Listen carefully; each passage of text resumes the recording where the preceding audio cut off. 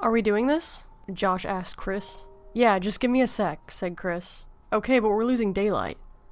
Chris had lived in Crest Falls for 5 years now. For the first few years, he had been a very shy and isolated person, until he met Josh. Josh, who had lived in the Pines his whole life, slowly became Chris's best friend.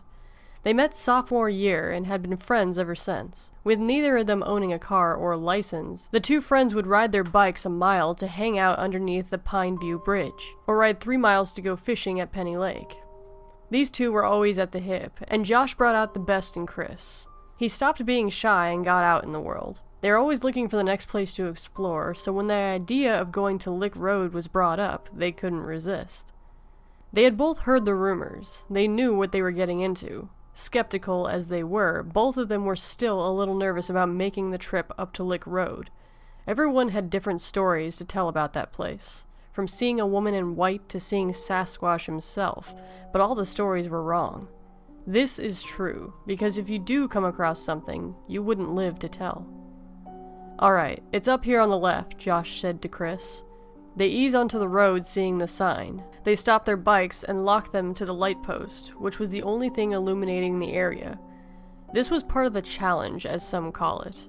You drive up to Lick Road, park your car, and walk the half-mile road until you reach the dead end. Upon reaching it, you enter the woods through a small dirt path which is located behind a small opening of trees. The scary part of the challenge, besides walking down a dark and isolated street, is that you start to hallucinate. Some say the road contains fear itself, and you'll see your biggest fear. Others say the road is haunted by a woman who was murdered back in the early 1900s. The problem is, nobody really knows. The stories about the place may be false. One thing is true. It's very dangerous. With 5 people already gone missing, 2 of which were high school students. Josh and Chris started down the road, excited and reluctant. Neither of them said much on the walk to the end of the road. In return, letting their minds run wild with what could be in the surrounding woods.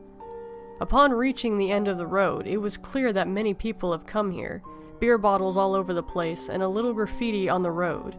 They looked at each other, took out their flashlights, and began to enter. The path was very narrow, so they had to walk one in front of the other, Chris behind Josh.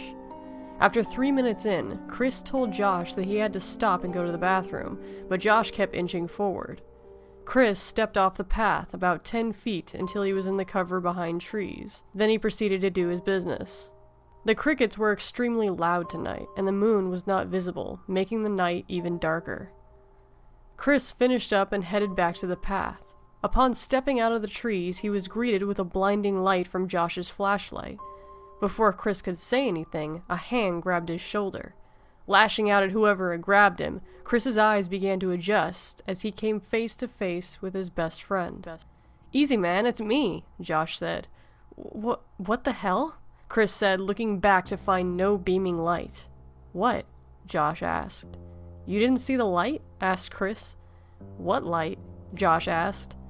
"It was right over there. Who else is in here?" Chris asked. "Nobody. I didn't see anything."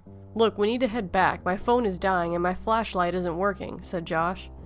"Yeah, it's fine with me," Chris said, happy to be leaving. They walked out of the woods and headed back down the road. Chris was still thinking about what was in the woods. He rationalized that it could be another explorer who was probably more spooked than he was.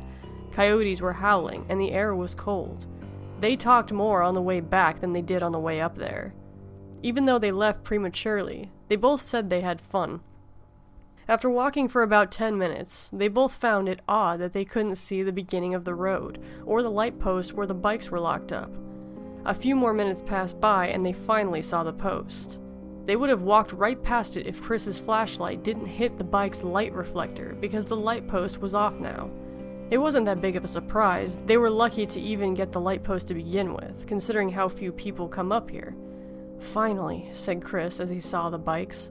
He started to pick up speed and wanted to get out of this area, but as they were about 20 yards from the bikes, a flashlight clicked on, blinding them both. They both stopped dead in their tracks, attempting to shield the light with their hands. "Hello? Can I help you?" shouted Josh. The light clicked off and their eyes were blurry. Footsteps began walking towards them. Very slow footsteps. Unsure if they should run, Chris shined his flashlight on the source of the footsteps, but he didn't see anything. The footsteps stopped upon the light illuminating the road, until they rapidly started towards Josh and Chris, along with the bushes and leaves being shuffled around the woods on each side of them. They booked it back down the road, running faster and faster, with the footsteps and shuffling following no matter how fast they ran. They reached the end and had to make a choice, run into the woods or circle back. Without thinking, they continued running into the woods, when another light shined upon them, coming from the entrance of the path. Everything behind them stopped, including themselves. They couldn't move a muscle, sweating with both fear and exhaustion. Then, another light flickered on to their right, and another from behind them. They were drowning in light.